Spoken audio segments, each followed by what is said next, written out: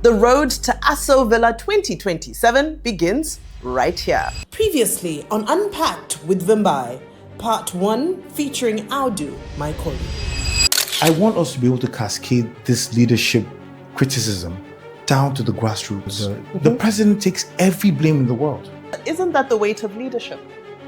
I was going to say that. The buck stops somewhere. I was in Nairobi a few days ago, and when some colleagues went to get coffee from someplace, and we're just looking at how clean the streets were, the province, and things. I'm like, is that Ruto's fault? No.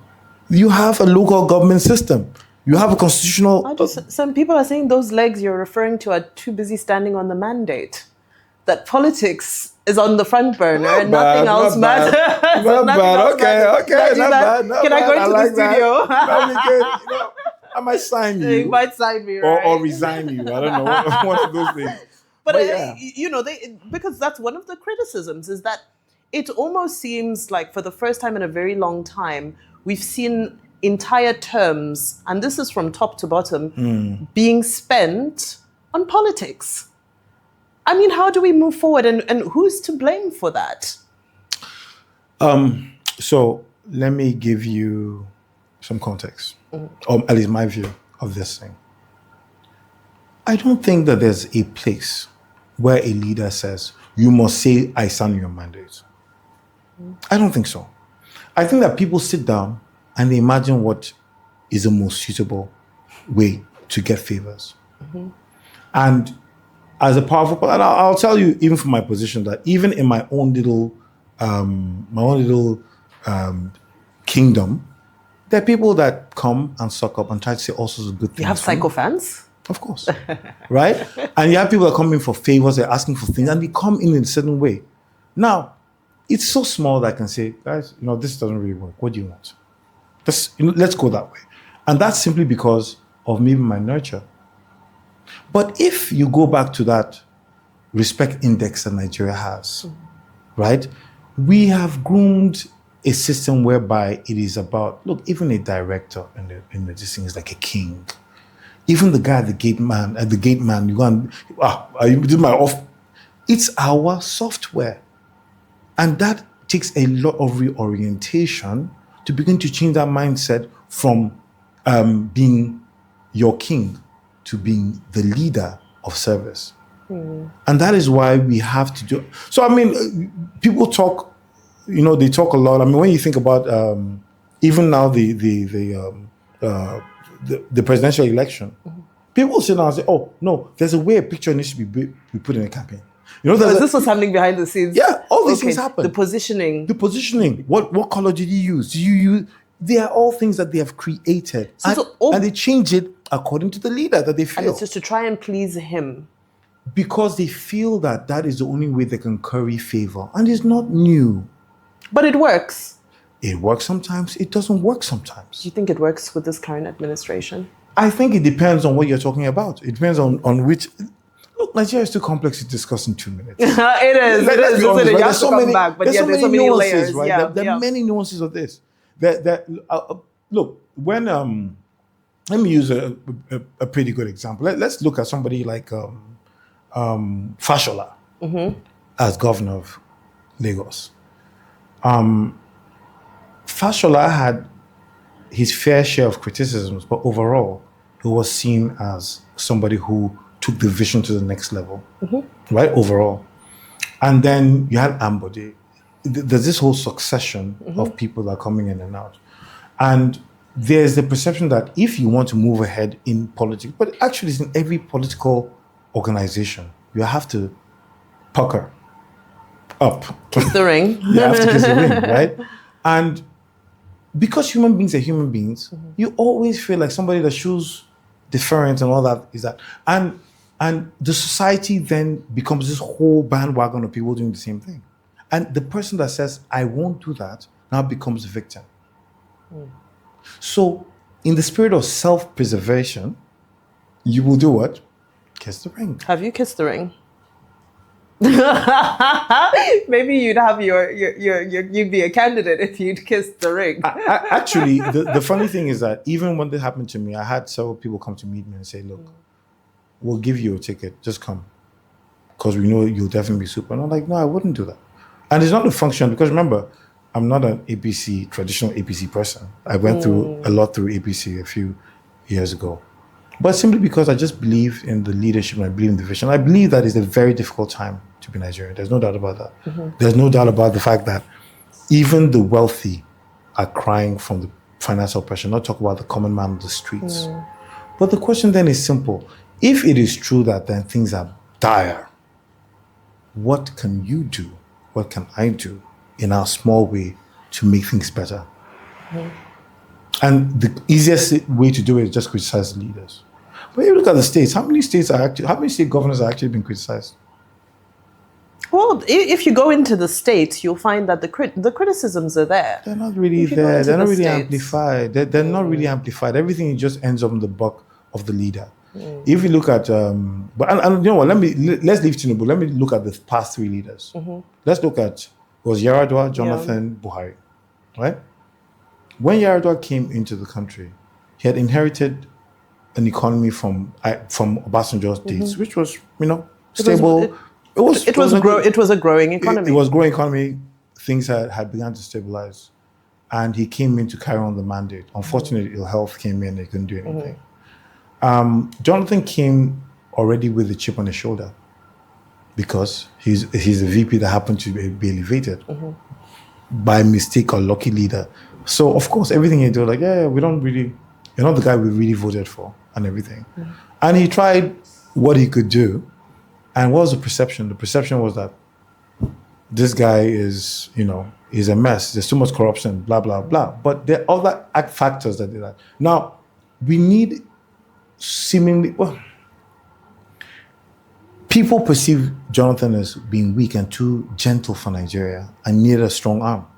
So we brought in Buhari. At that time? Arm. Yeah, and it was a strong arm. But you said Buhari was a strong arm? Okay. He was the stronger arm. Okay.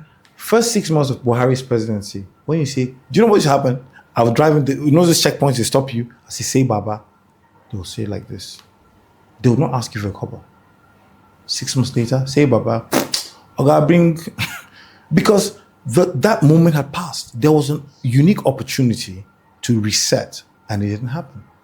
So, for whatever gains have been made were backtracked in Buhari's administration. Everything. There's really nothing happening. And of course, people will not criticize or not say things because they feel being politically correct is important. That's the culture. Everybody wants to preserve their life. So when we now reflect to where we are today, it's a combination of several factors. And we believe that Nigeria is at the path of some level of stability, but it's not cascaded down. That is the problem. That's the reality for everybody. And nobody can lie about it that things are great. But then the question is that because things aren't great, what was the alternative? What else could you have done? You'd have to tighten your belt.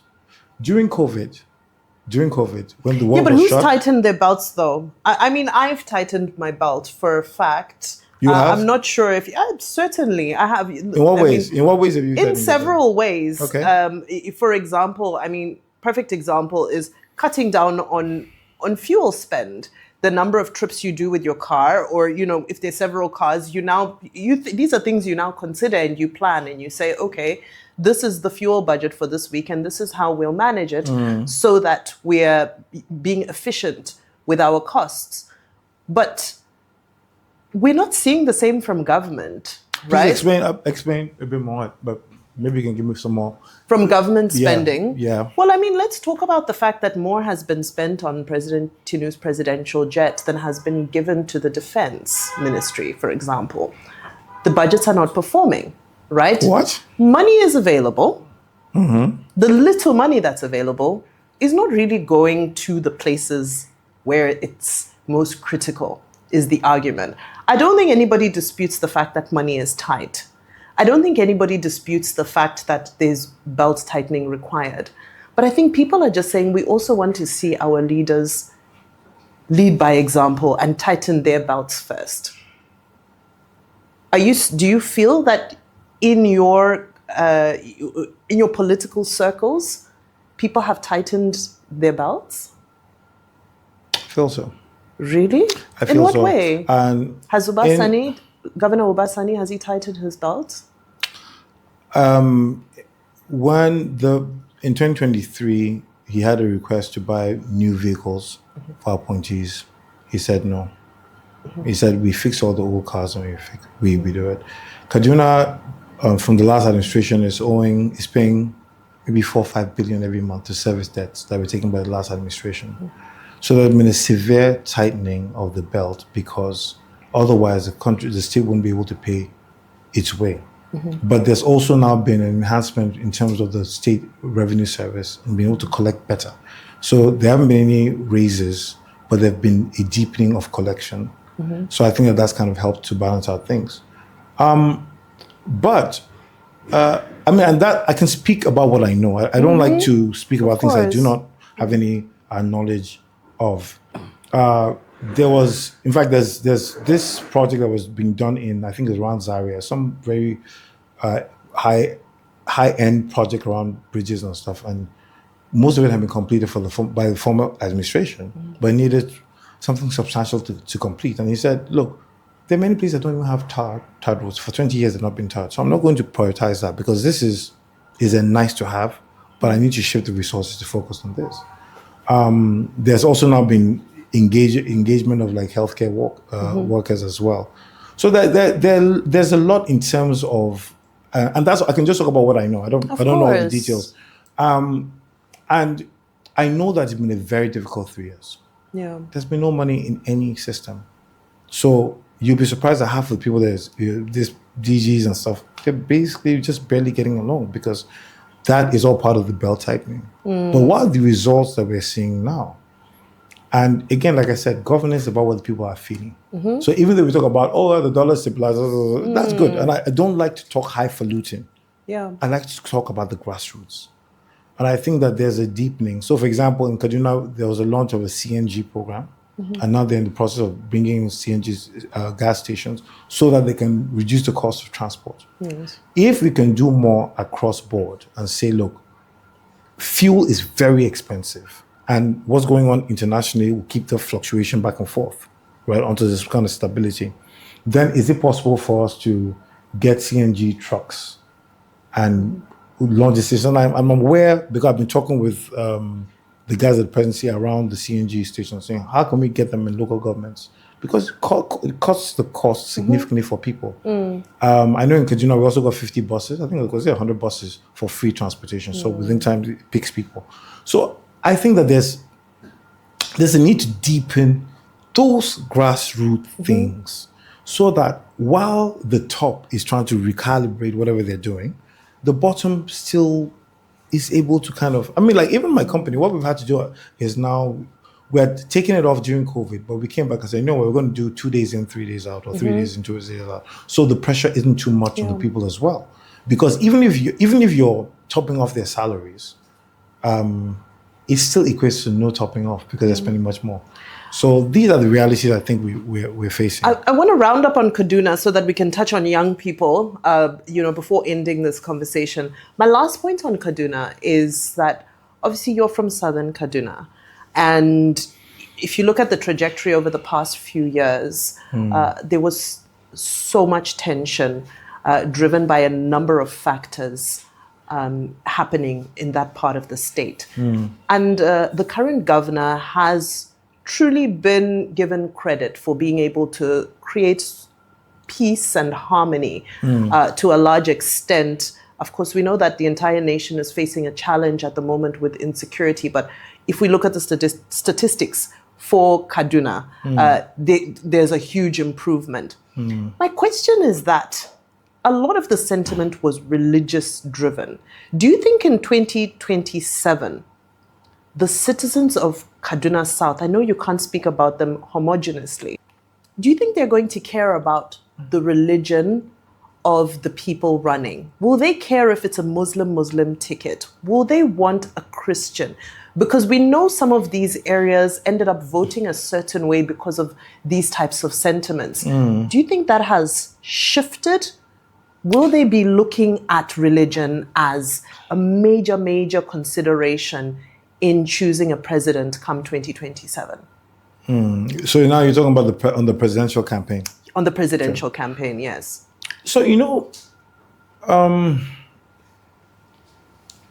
I think people want to see themselves, right? I think every human being wants to see a reflection or representation of themselves. But I think it's a shame what religion has done to Nigeria. Yeah. There's a book I was reading. It's called The Manipulation of Religion in Nigeria. It's by Professor Bala Usman. You know him? Yes, you know of him, course, right? yeah. And there's a compendium with like documents around how religion has been artificially marshaled to create discord by politicians and foreign interests so that Nigeria is never balanced enough to reach the stability that can take it to the heights that it could attain. And when you look at as way back as the 70s, the Maitasini movement, ISIS, Fulani militia, all these guys, there's always been that. It's been used. It's been used. But we forget that MKO Abiola had a Muslim running mate from the north.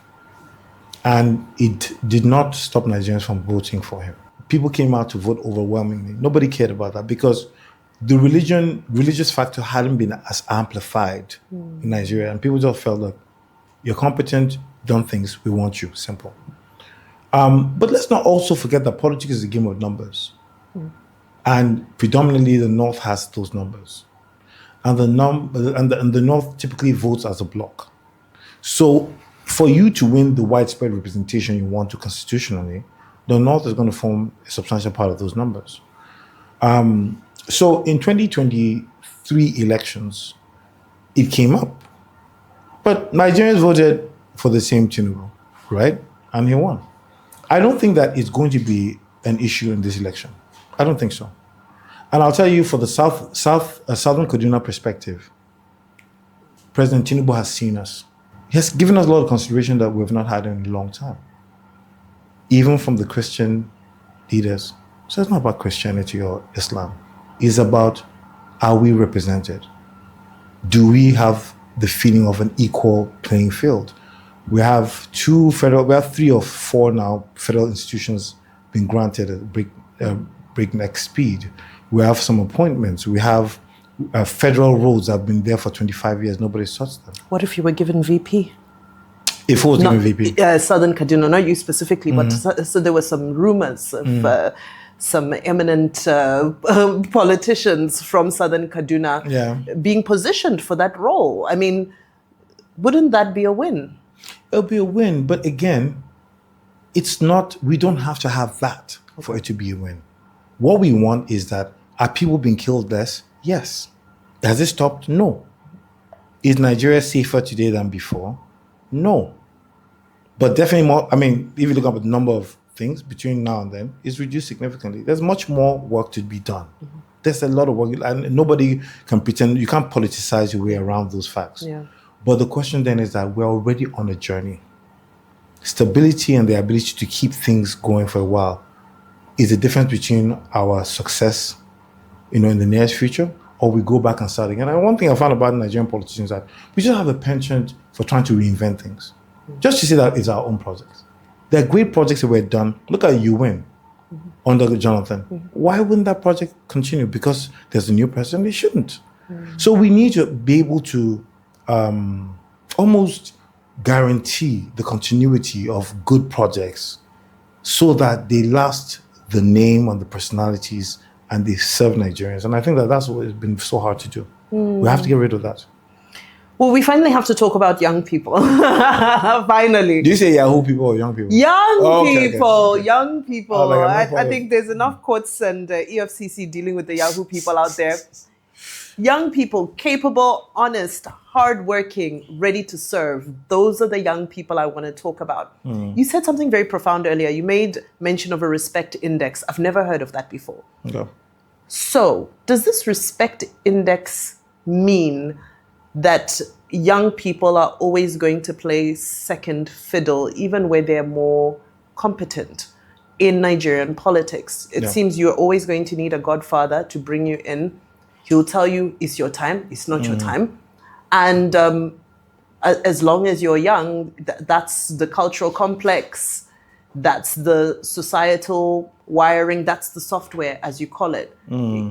Are we stuck in that? Should we just accept that this is how it works? So let's just start by saying that the godfather is the equivalent of your mentor in business.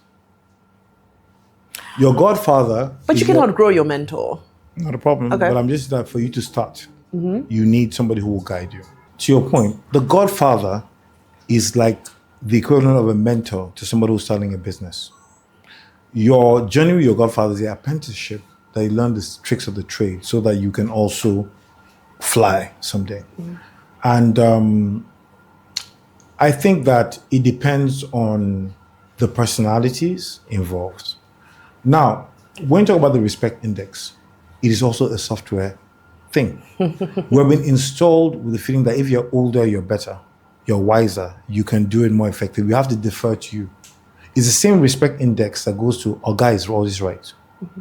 Oga is messing up everywhere, but nobody tells Oga because Oga will be angry because of that feeling of superiority by what? Age or by your level in a business or a company. And many young people get frustrated with that. The generation that we're seeing now don't want those things. They believe that they can learn it online. They believe that they can take the chance. And I think it's an amazing thing.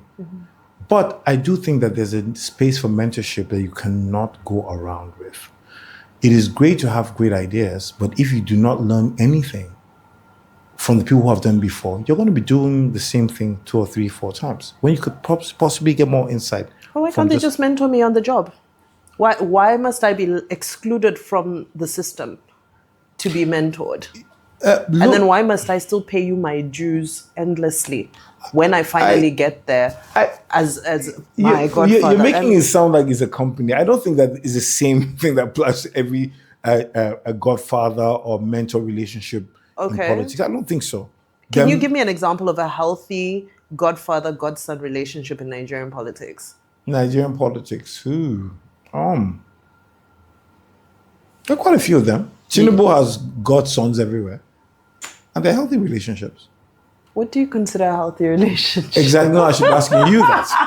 Because here's the point, right? The point is that, look, if you look at the people that work with Governor Tinubu and where they have evolved to today across all walks of life, not Yoruba people. I'm talking about Northerners, Igbo people who have benefited from his mentorship of one way or his influence.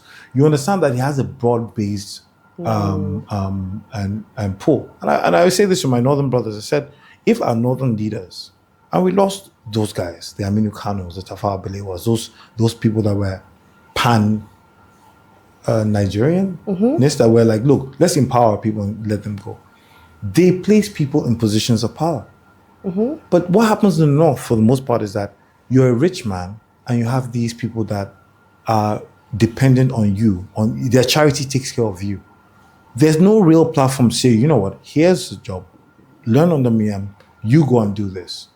You go and do this, you go and do this. So that now you're also fishing and teaching others to fish. So I think that and the Igbo people have got it locked down. The only difference is that they're not doing it with politics. But when you think about the business model, this has been studied around the world. The fact that they take a nobody, bring him in, feed him, take care of him, they serve for a period. It's very clear what it is. But once they leave, they're on their own. So we have to learn the best parts of these things and put them and stitch them together. And not simply just say that, oh, well, godfather. Look, the Kennedy family, I watched the documentary on the Kennedy family. When you watch that documentary, you understand that mentorship, that political power, it's not easily granted. The father engineered everything that happened to Kennedys. Till tomorrow, the Kennedys will win elections any day. Till tomorrow. The great-great-grandchildren are still running. They're still being offered because somebody godfathered them. So I don't think godfatherism is bad. I just simply think that, and where it's become too much, the son breaks off. You see, the beauty of it is that And I learned this sort of from my father many years ago. I remember I was working in some office somewhere, and my boss, who was like a great mentor to me, just suddenly turned rogue. It was just, so I told my father, so he came to see me one day and someone said, I'm tired of this job. My boss is he's just changed doing that and blah, blah, blah. So my father said to me, he said, listen, when you go to school, do you pay to learn? I said, yes. So you know your boss is paying you to learn. So look at what you are at school. Learn everything you can absorb. You will not always be here. But what you're being taught will always be with you. And that is what I learned about where I am today. Started from that fundamental thing. So think about godfatherism as that. And if it becomes toxic, you leave. But you cannot not do it and say, oh, I'm just going to figure it out. You can figure it out. You may be lucky, but it's better for you to be planned than lucky. When you talk about planning, and then especially because, I'm sorry, you put me in this position, you talk about the Kennedy family, you talk about dynastic politics. We're seeing a lot of that in Nigeria, and it's not new. Yeah. Over the generations, we've seen sort of family hand over to the next generation. Most notably now, maybe because there's just so much media attention and all of our media is in the palm of our hands. Children of current leaders are in our faces. You go to Ebonyi State, you have Minister Dave Umahi's son who's running. You go to Katsina, you have the late President Buhari's son who is running. Yeah. You have, the list is endless. Of course, there's Sheyi Tinubu who's not running, but still in our faces, right? And a lot of people are saying that, gosh, so are we going to serve father, serve son? And because you spoke about the Kennedys, I say, I wonder if the Americans asked, are we going to serve father and serve son? But is this what we want here in Africa? Do we want to serve father and serve son and maybe serve grandson too? I think Is the that question, healthy I think for the our question growth? is, does father and son want to serve you? Yeah, but That's the question. Okay. Because at the end of the day, look, I don't think it's what we want, right? I think it's what we ask for.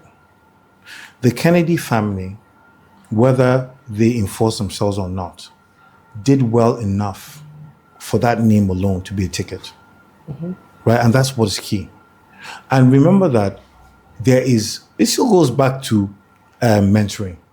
But how many names have done well enough to deserve that type of pipeline in modern day Nigeria? So you ask a lot of these questions.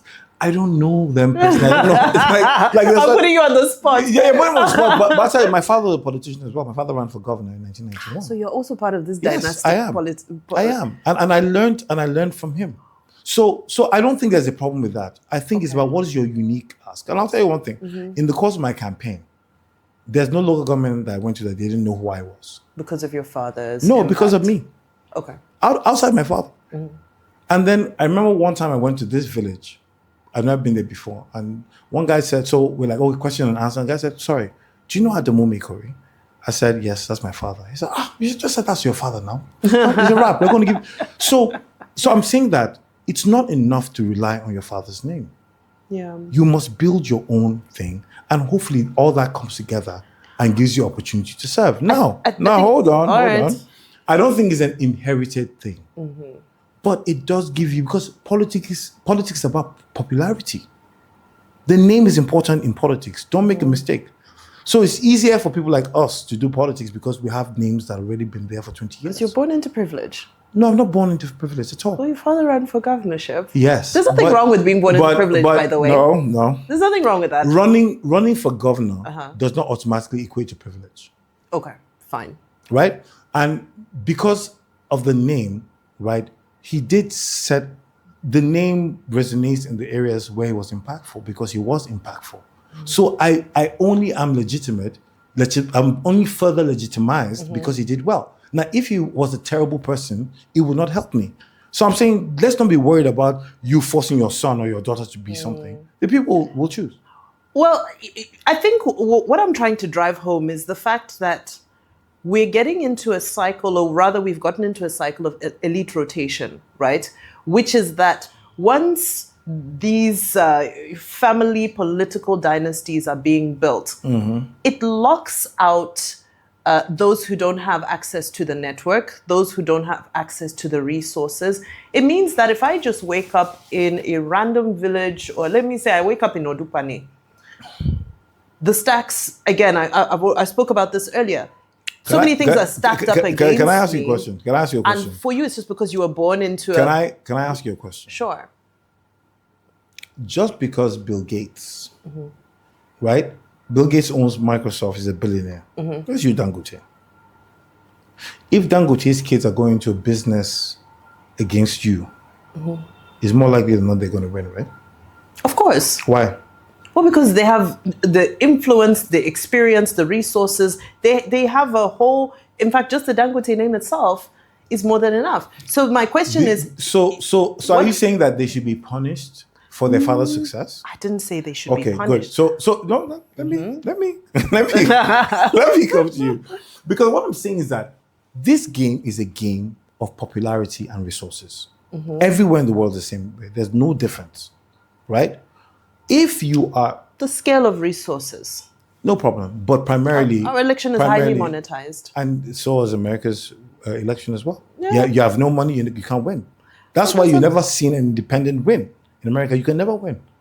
So let's not over vilify, because I found out that we vilify our politics so much, and I think it's unfair. Well, there's a lot of developing countries where, sorry, they say developing is not a good word. There's a lot of emerging countries, African countries, Senegal, for example, where you had an opposition, politician who was thrown into jail, came out. Usman Sonko and Diomaye Faye didn't have bags of cash. They just had goodwill. And I think what concerns people is what happens to those guys who may not have bags of cash, but have got brilliant ideas and possibly even the goodwill in their communities, but they don't have the money to mobilize that into electoral victory. Did Buhari have money? By the time he won the election, he had been mobilized. No. So what was the difference between Buhari in 2015 and Buhari before? No, hold on. Please answer. Does he know money? Buhari had nada when he became president. Hold on. Obasanjo, hold on. But he had machinery. It's the same thing. Obama had no money, but he had machinery as well. Okay, so you're saying the common man needs to go and let me put the story together to round it up. The common man should go and find a godfather who will help him mobilize resources so that he can have machinery to be able to compete against the son that is a rich man. Your word. But in Nigeria, we have two prime examples of people who won and didn't have anything. When Obasanjo left jail in 1999, he could not pay his kids' school fees. The first money he got, the first money he got was a donation from some guy, $50,000 that he used to pay his basis. He ran as president with nothing. But he had the goodwill. He was a former head of state. It doesn't matter. He had the goodwill. He had the popularity. We can't take that away. It does not matter. We're talking about resources. Let's be fair, right? And resources are not just about money, right? In my little election, I was not the richest guy running in that election. People spent real money. But I was still the most popular person. Why? Because of what I've planted. So I'm simply saying that let's not discount what you have done and purely just say it's a function of money. Okay. It's not purely, and you know what happens? Even with Obama, he struggled, as you well probably know. His wife was even fed up with the whole thing. People saw some light in him that they believed could change America, and he got voted. So all I'm simply saying is that it is a reality that the father will pass on to the son and the daughter. That's fine. It happens in every sphere of life. If I've been successful in this thing, of course I want my son to carry on the name. What's wrong with that? But do not discount your good works as not being adequate collateral, because it is. And somebody will invest in you, in your dream, and you'll be president one day. But I must have a godfather or a godmother, because we haven't made the conversation gender balanced. How about this? God the Father. That's what we have. That we have God the Father. How about that? Undoubtedly. We can agree on that. I disagree with you on a lot of things. Yeah, we agree on that. We agree on that. Father. Okay, cool. That's a good place to end, right? That's a good place to end. Audu, this has been a very, very enlightening conversation. I love how you tackle issues.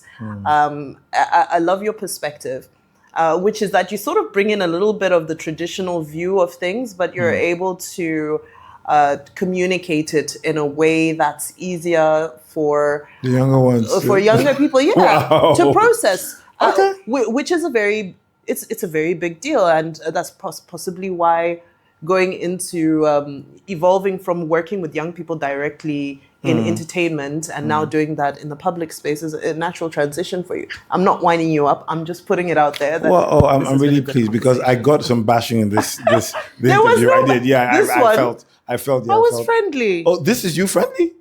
All right, guys, this is the last time I'm going to be on this podcast because if this is you being friendly, then I really rather not see you in a bad mood. He'll be back. He'll be back in 4 years when he gets into the National Assembly. Yes. No, that'll be 5 years, I think. 4 years, yeah. 4 years. The next, we're going to keep tabs on you. So that's Audu Maikori, Unpacking with Vimbai.